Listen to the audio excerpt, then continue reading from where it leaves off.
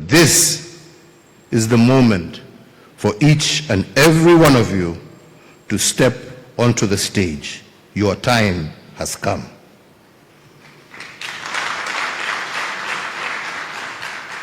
In both these examples that I have drawn from, there is a clear illustration of the type of challenges that define the moment that we are currently living in.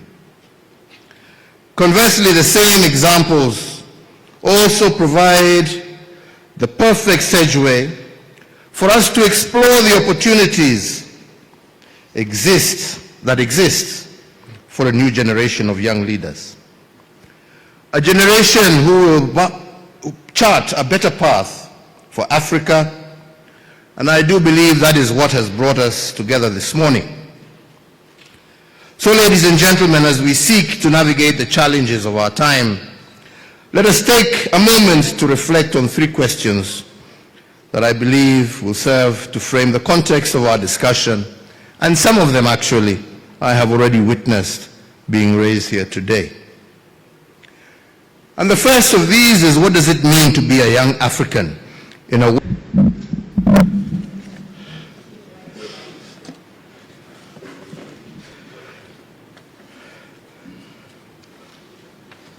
Your Excellency and my dear sister and friend, Jessica Alupo, Vice President of the Republic of Uganda, the Right Honorable Dr. Rukana Rugunda, Patron of the Guild's President's Leadership Academy, a man who I had the pleasure to serve under when I was Deputy Prime Minister of the Republic of Kenya and he was Prime Minister of Uganda. Mzee wetu, Mzee Ruchikaire, I hope this one-year-old has not let you down. We are still struggling and moving on. The Vice Chancellor of this esteemed facility, Makerere University, Guild Presidents, student leaders from across our East Africa region, distinguished guests, ladies and gentlemen, let me say what an honor it is to stand here to address this very distinguished gathering of young leaders from across the East African region. I myself are extremely happy to be here in this great city of Kampala, which I consider to be my home away from home. And from here, all of you who have come from different parts of East Africa, as you sit atop this Makerere hill, all I can say is that is reminiscent and a sight that has been shared by many, many over the years. Allow me at the very onset to extend my heartfelt gratitude to the Guild President's Leadership Academy for organizing this summit, and also to Makerere University, through you, Vice Chancellor, for hosting us at this esteemed institution, which, as you reminded us, is the foundation of East African higher education. All of us are children of Makerere, and we are happy and proud to be. And we're also happy to see that Makerere continues to serve as the furnace upon whose flames the ideologies of many African leaders in the past, and most definitely in the future, will continue to be forged. So, ladies and gentlemen, getting straight to the point, to state that today we are living in a tumultuous time would be somewhat of an understatement. The traditional world order that we have become accustomed to is being appended before our very eyes. The forces of nationalistic politics are fast eroding the foundations of multilateral institutional frameworks that have formed the substructure of global geopolitics for many decades. From the uncertain policies emanating from Washington, D.C., that are reshaping the rules of global trade, to the all-consuming conflicts in Ukraine and Gaza that risk becoming the nuclei for wider regional conflicts, we are indeed witnessing a watershed moment in the history of our world. As an African leader, I view these developments from a somewhat broader context beyond the uncertainty of growing global tensions. I recognize that we, as Africans, are simultaneously besieged by disruption, chaos, and confusion on the one end, but also, I believe, immense opportunity and promise of prosperity on the other end. To illustrate further on this statement that seems contradictory on the face of it, I will draw from two examples that some of you may find familiar given the fact that it was mentioned here also. Your Excellency Uhuru Kenyatta, the fourth president of the... Oh, okay.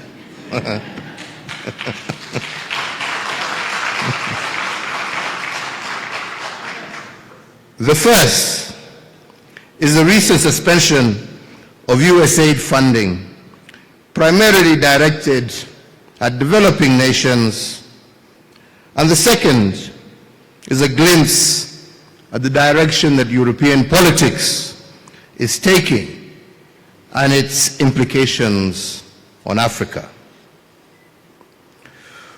Whereas the stoppage of US-led international development aid has had an immediate and far-reaching implications on our fragile healthcare systems, I believe it has also been a much-needed wake-up call to our leaders and policymakers, that they should recognize that our economies have become woefully dependent on the charity of foreign governments, and it is now the time to lay the foundation for self-sufficiency.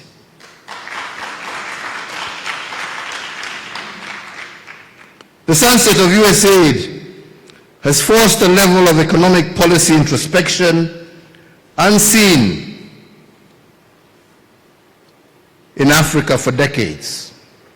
And I believe the situation calls for a serious rethink in our development priorities as African governments. Difficult and unfamiliar choices will have to be made going forward.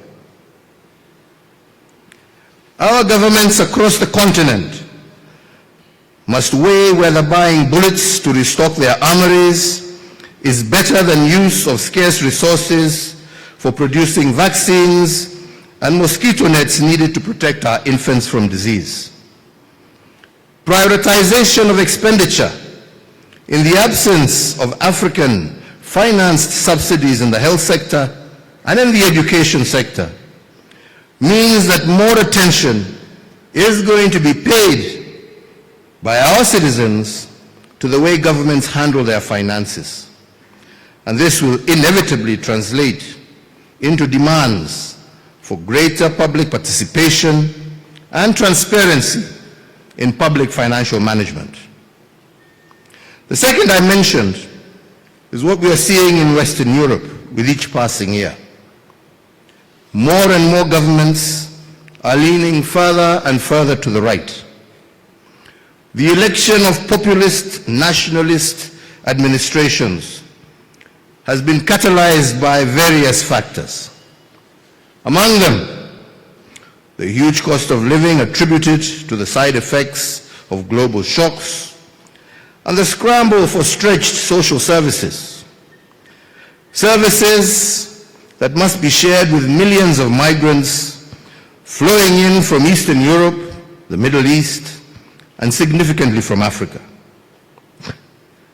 This right-leaning scenario that we see in Europe has some near-term implications for Africa.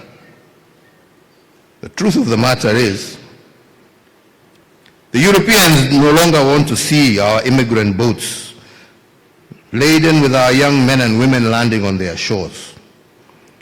They are currently busy enacting laws to ensure that we never set foot in their countries, to partake in their resources without proper immigration documents. Our young people will soon have nowhere left to escape, nowhere to run away from the wars and poverty that define much of our continent's present realities. So what? With nowhere to go but home, with no one to turn to but themselves, I believe that our young people, and that is you, will eventually wake up to the fact that there is no global rescue mission coming to save you. We must save ourselves from a future of despair.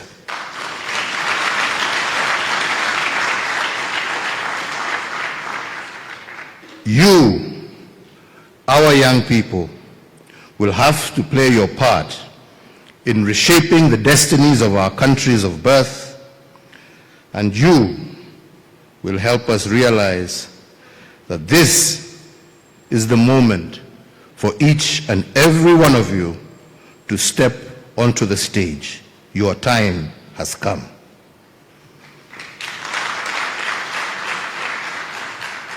In both these examples that I have drawn from, there is a clear illustration of the type of challenges that define the moment that we are currently living in. Conversely, the same examples also provide the perfect segue for us to explore the opportunities that exist for a new generation of young leaders. A generation who will chart a better path for Africa, and I do believe that is what has brought us together this morning. So, ladies and gentlemen, as we seek to navigate the challenges of our time, let us take a moment to reflect on three questions that I believe will serve to frame the context of our discussion, and some of them actually I have already witnessed being raised here today. And the first of these is, what does it mean to be a young African in a world where developed nations are focusing inward, prioritizing their national interests over their global responsibilities? The second is, what does it mean to be a young African living on a continent that has over 35 non-international armed conflicts taking place, with millions facing displacement and food insecurity as a result? And lastly, what does it mean to be a young African competing for limited economic opportunities with close to 1 billion other young people across our continent? These, my friends, are existential questions for you, the young people of Africa, and they cannot be easily answered without a deeper understanding of how we arrived at this point. With the exception of Ethiopia, most of the rest of Africa has a dark colonial past that has, in a large part, been shaped, and has for the large part, shaped by the thinking of post-independence generations. When the wave of liberation swept across Africa in the early 1960s, late 1950s, it heralded new beginnings for all of us, as we have heard from our fathers here. It was an opportunity to govern ourselves and to determine our priorities. As our leaders sought to dismantle the vestiges of colonialism there was widespread optimism that our newly independent states would create the environment for their citizens to thrive. You heard how, even in East Africa, they wanted from day one to form a federation right from the onset.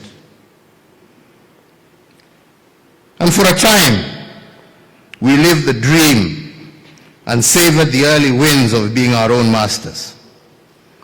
However, unfortunately, over time, instead of dismantling the colonial legacy, we inherited it and customized it even further to create a new African style of leadership.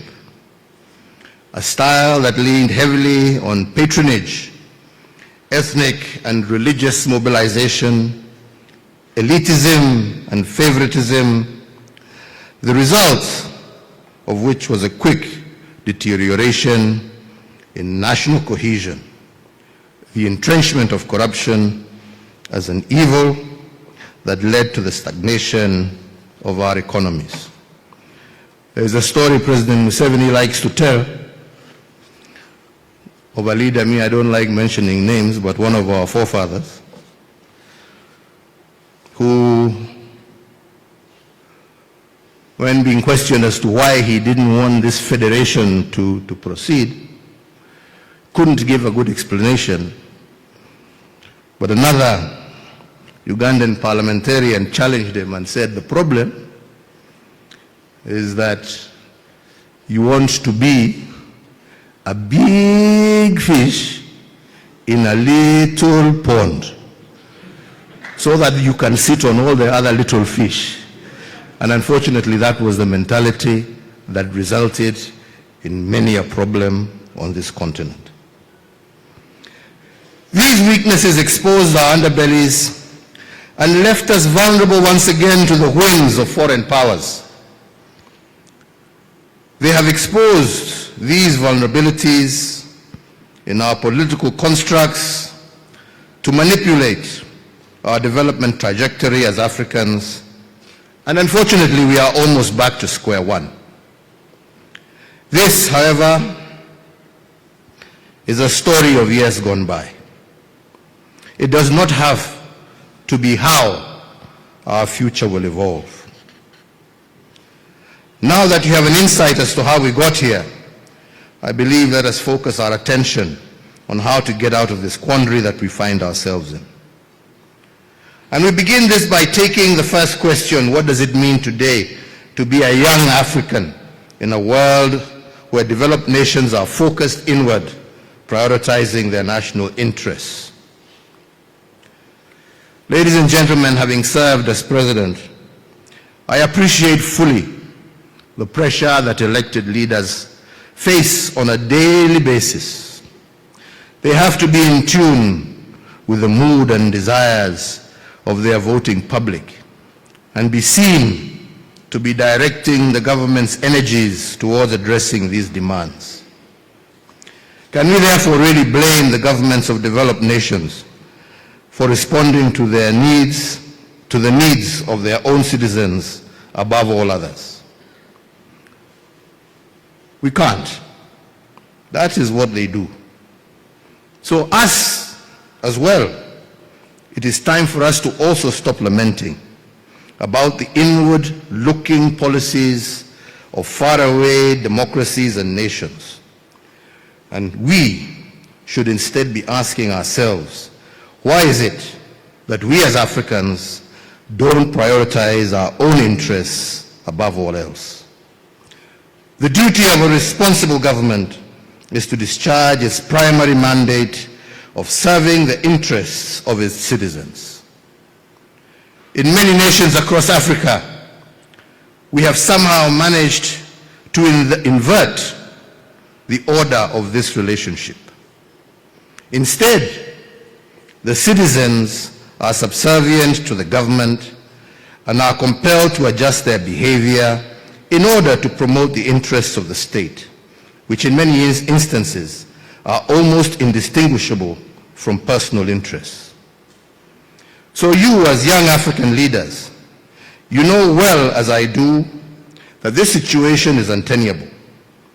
The economic opportunities you desire in order to live your best lives can only be created by governments that are designed to serve the citizens and not governments whose only reason for existence is to exploit, manipulate, and drain the resources of their countries and citizens for personal good.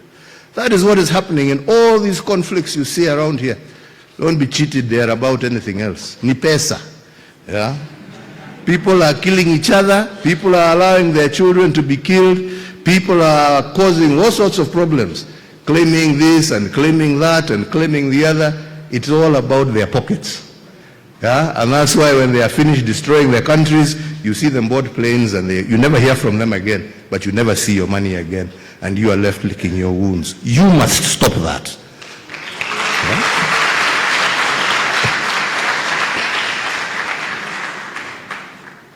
Allow me to remind you once again that there is nobody coming to our rescue, and in a world that is becoming more insular, there will soon be nowhere to run. So let us fix our continent. It is therefore my considered submission that the answer to our first question is that you as young leaders must recognize that this is your independence moment, and that you are officially the freedom fighters of this era. You are the last line of defense in the battle to rescue the heart and soul of Africa for the sake of future generations. And your mission is to embrace your civic duty and choose governments that are responsive to your needs. Young leaders in East Africa, ladies and gentlemen, let me now turn to the second question. What does it mean to be a young African living in a continent that has over 35 non-international armed conflicts taking place, with millions facing displacement and food insecurity? Today in Africa, from the Sahel to the Great Lakes to the Horn, from the Atlantic Ocean to the Red Sea, over 500 million of your colleagues and counterparts are caught up in some type of armed conflict or political strife. Inevitably, these are impacting mostly women, children, and the young people. I talked earlier about how the colonial legacy was replaced in many countries by a style of leadership that draws its strength from creating and exploiting societal fissures along religious, racial, or ethnic lines as a pretext for the accumulation of economic and political power by a select few. I hold the view that this is never going to be a stable method of governance for the long term for a number of basic reasons. Firstly, the corruption that arises from it only serves to undermine public interest and diverts resources from essential services, sowing the seeds of resentment among the populace. Secondly, the politics of ethnicity, favoritism, and patronage at the expense of meritocracy are the quickest ways in which to erode national unity. Thirdly, personalization of the state means that institutions designed to safeguard continuity of governments are weakened. In all these three instances, you end up with a large section of the population that are physically resident within the borders of a country, but are psychologically and emotionally disengaged. That is what you call apathy. And I heard you guys trying to talk here about apathy. That is what causes apathy, because the people you want to lead are disengaged from yourselves. And I just want to refer, I was listening very carefully to everything that was going and being said. And I heard somebody, what do we do about, our voters who are asking us for money, They're asking us for money. They're asking you for money because you as a leader have failed. It is, no matter how many laws you put in place to stop, we are going to cap how much money is going to be given, somebody will still give the money, law or no law. The problem is to fix the issue, because your primary responsibility as a member of parliament, my friend, is to represent your people, is to oversight the government of the day. All right? Now, if you have failed in your responsibility of representing your people to ensure that the government of the day has given them their ambulance, that has given them their health center, has given them their school and water, why are you then surprised when the mwananchi comes to you and says, I want this ambulance and you are supposed to bring it to me? But he's not asking it from you. He's asking it from you because you have failed in your duty to represent. And that is why we are saying we want leaders of integrity who will go and stand for what their people have sent them to parliament to do. You were sent to parliament to go and speak on behalf of your people, not to speak on behalf of your stomach, my friend. This is the problem we're having here. And we must be honest with each other. Yeah? So if you are to be leaders, you must be led by service to your people, not service to your stomach. That is the reason you seek leadership. Yeah? That is why, and that is how you will change this country. That is how you will change East Africa. That is how you will change Africa. That is how you will get the world to recognize you. That is how you will get the world to respect you. That is how we will stop being beggars. That is how your children will have hope instead of going to die in some sea there, crossing to Europe to look for nothing. Na hakuna kitu huko. Yeah?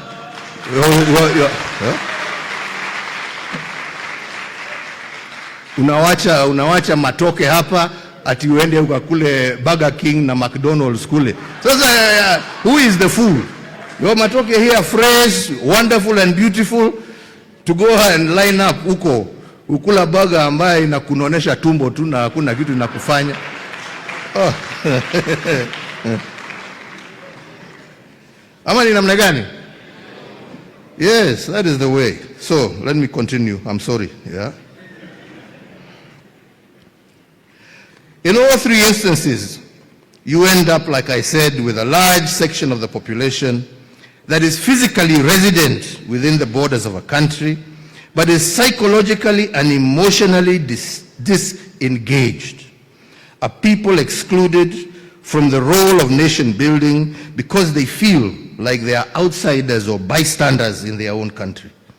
At the root of almost every crisis in our part of the world, the common denominator is the absence of inclusive, responsive leadership. Further, I believe it is essential for you as young leaders to appreciate the fact that these fissure lines that I speak about are visible beyond our continent. Others can see these fissures. They are looking at us through their ambassadors and their high commissioners. They are looking at us. You think wamekuja hapa ati ku encourage bilateral. Wamekuja hapa kujua how much more can we get. Yeah? Right? These fissures, they are visible to them. And as such, they have made our continent fair game for destructive proxy wars sponsored by nations with significant economic and military strength. These actors have the strategic intent of using the chaos and confusion perpetrated by self-serving leaders across our human capital to access our human capital, our mineral wealth, our agricultural potential, to grow their own economies at our own expense. To compound this further, society is experiencing these levels of internal discontent, are susceptible to an even more sinister type of enemy, and that is violent extremism. Organizations hell-bent on disseminating and entrenching their misguided ideologies through violence. And we know, you see in Kenya we have Al-Shabaab, here you have ADF causing problems all across the border, disturbing citizens, not allowing people to move forward. But why are these groups able to do that? They are able to do that because there is somehow feeling that there is a vacuum which they want to come here and push, because we have also failed in trying to have this inclusive society. If we were one, these would not be problems. Al-Shabaab problem, ADF problem would be a problem of East Africa, not a problem of individual countries. You don't have the capacity. These people have no color. You know, they have no tribe. They just have an ideology which is warped. So today they will bomb you in Kampala, tomorrow they'll be bombing me in Kiambu, or they'll be bombing somebody else in Dar es Salaam. But if we were together, we are able to fight and to confront these issues, while at the same time working towards the prosperity of our nations. So, the peace and security crisis that looms over many parts of our continent is a clear and present danger to Africa's long-term viability as a going concern. And if we don't find ways to resolve these conflicts soon, we may have generations of young people wiped out as cannon fodder, and with them, any prospect of uplifting the lives of our people. So you millennials and Gen Zs and all of us, we are also told we are young people by the Vice President. I agree, even me, I'm still young. So, you're told you're as young as you feel. Me, I feel young. So, but anyway, there are those who are millennials. You have your Gen Zs here as well. Allow me to state this point once more for emphasis.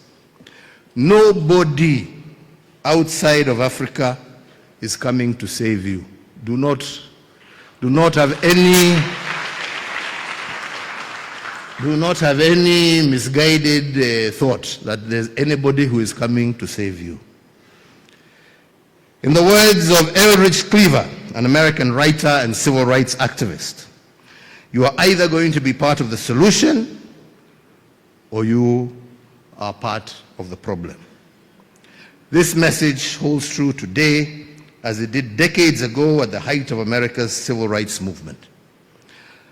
The good news also, however, I believe, is that I have witnessed such a pivotal moment to effect change. All the elements necessary to bring about lasting and irreversible change are currently within your grasp as young people. And why, you say, do I say this? And let me just say, for starters, again, as has been mentioned, the demographics, first and foremost, are in your favor. The median age across our African continent in 2025 is 19.3 years, against a global median of 30.4 years. This means that over 65% of all Africans are below the age of 25. You have the numbers, you have the time, you have the energy to get involved and stay involved in governance discussions until you effect the change you wish to see. You have the time. Our elder, Mzee here, told us that when he stood here starting his journey, he was 23 years old. He's now 88, going 89, still fighting. Some of you have not even touched 23, and you are lamenting. My friend, this is a call to action. Get up and start moving. This is your call to action. Now. Now is the time. Now, not tomorrow, not the day after, not after you graduate. No, now is the time. Now.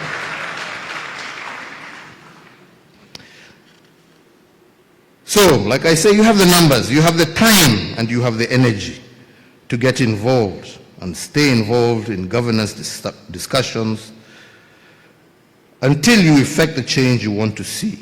Furthermore, you are also the beneficiaries of years of investment in education and digital connectivity. You have the knowledge.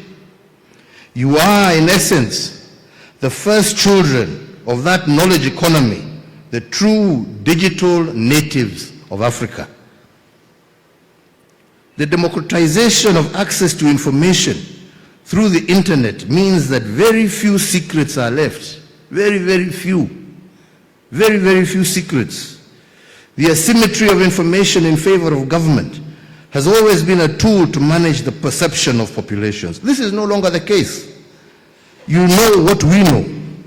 In many cases, you know it better because you have understood how to leverage the essential tools of today, such as artificial intelligence and the power of social media. Me, when I go and make a small statement somewhere, I think I'll be hidden myself in the middle of the bush. By the time I am getting home for lunch with my wife, she's asking me, what were you doing talking out there? How do you know where I was? It's already, you young people have already pressed these buttons and it's all over. He was there and he said this. So we are living in a very dangerous time. Be very careful, especially of those of you who have 2 girlfriends. Mujichunge sana.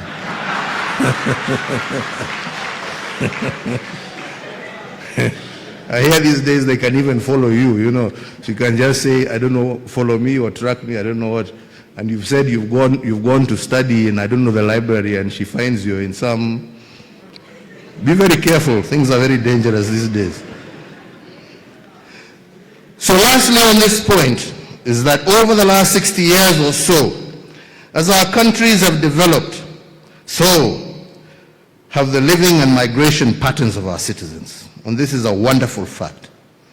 Millions of families have moved from rural towns to large urban settings in search of opportunity and better life.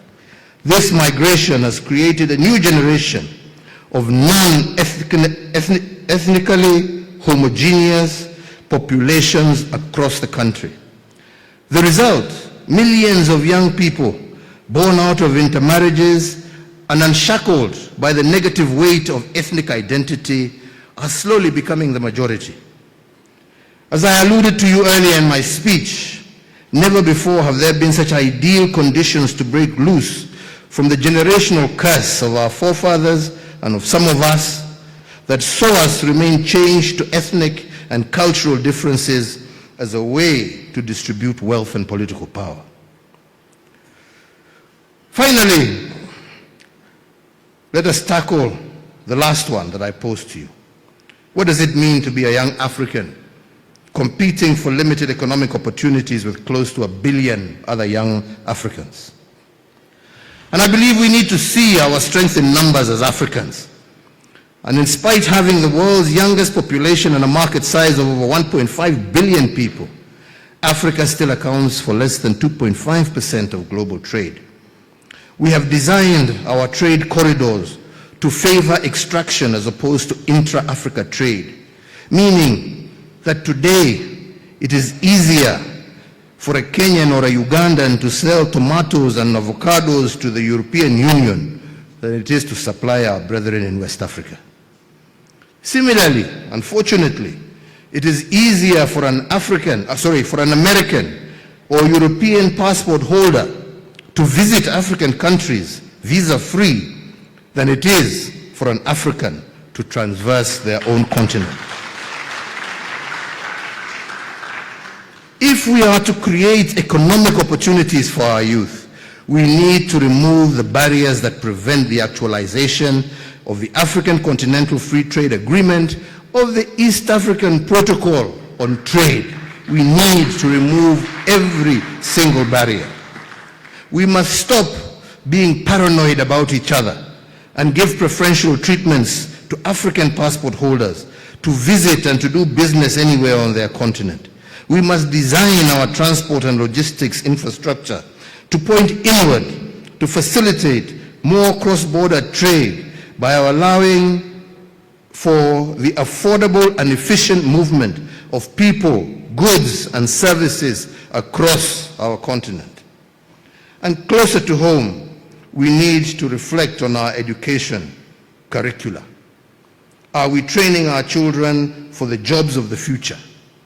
The advancements in technology have rendered many traditional careers irrelevant, yet we are still spending millions of dollars every year encouraging our children to pursue courses that will lead them to nowhere.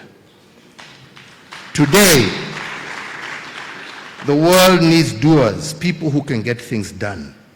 This is the preference of functionality over form, as one of you here had mentioned. We need functionality. So I would summarize my response to the third question as follows. One, we must increase our share of global trade as Africans by deliberately focusing on intra-Africa trade or East African trade. Two, we need to evolve our education system to encourage our youth to be entrepreneurial and tailor our curricula to be fit for purpose in the knowledge economy. And three, we need to actively influence the adoption of domestic policies on macroeconomic management that create a conducive environment for the private sector to thrive. So, ladies and gentlemen, I've always been passionate about the role of our youth in leadership, and it is a subject that I can talk about for hours on end. However, I'm cognizant that today we are limited in time to exchange these ideas. So I would just like to touch on some perspectives that I have garnered from my 30 years or so in active politics and my 10 years as President of the Republic of Kenya. And these perspectives delve into the basics of leadership and what I feel are the irreducible minimums that we must all aspire to as leaders in the new world that we are navigating. The first of these is integrity and leadership. And this is not merely a moral idea, it is a practical necessity. It involves a conviction to do right when it is costly, and to serve when it is easier to exploit. Integrity builds legitimacy, and legitimacy fosters peace. Leadership is a journey filled with challenges and triumphs. Reflecting on my own tenure, I did face numerous challenges, including corruption, rising debt levels, so on and so forth. But these experiences taught me that humility, listening, and continuous learning are the core to ethical leadership. Courage, my friends, courage is the underestimated quality, but it is something that you shall require in abundance if you are to transcend ethnic mobilization for power, short-term populism, and dependency on elite networks. Leadership should be based on vision and competence, not tribal affiliations. Policies should be designed for long-term national benefit, not immediate political gain. Opportunities should be accessible to all based on merit and hard work. Focused and determined is what you shall need to be in order to confront the status quo and compel a shift to a merit-based governance model that values competence over connections, transparency over transactional politics, and places citizens, not politicians, at the center of public service. Young leaders, as I conclude my remarks, I would like to recognize that universities like this are not just centers of learning, but they are incubators of change.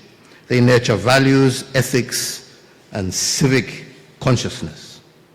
You, as guild presidents and student leaders, are not merely representatives of your peers. You are the trustees of tomorrow's Africa. Your leadership today will shape the governance structures of our nations tomorrow. The power of an integrated East Africa lies in shared values, youth-led civic movements, and collaborative governance reforms. I encourage the creation of a cross-border youth action plan for integrity as outlined in your own summit agenda. You are the first true East African generation. Think beyond borders. Think vision. For you, your sake, and for the sake of future generations, my call to action for our youth is to lead with conviction, not convenience. To our institutions, I ask you, empower and equip these young leaders meaningfully with the skills and knowledge they need to actualize their potential. To the development partner present, it is my hope that you shall consciously invest in an integrity-driven leadership development. It is said that history is often written by the powerful, but the future will be shaped by the principle. I express hope in this generation's courage, creativity, and conscience. I reiterate support once again for the GPLA's mission and Makerere University's leadership in all of this. Let your voices rise not just as echoes of the past, but as my father said, as architects of a new dawn, an East Africa that works for all and leaves no one behind. I thank you all for your attention. May God bless you. May God bless our beautiful region of East Africa and our wonderful continent of Africa. Asante ni sana. Thank you very much. Asante.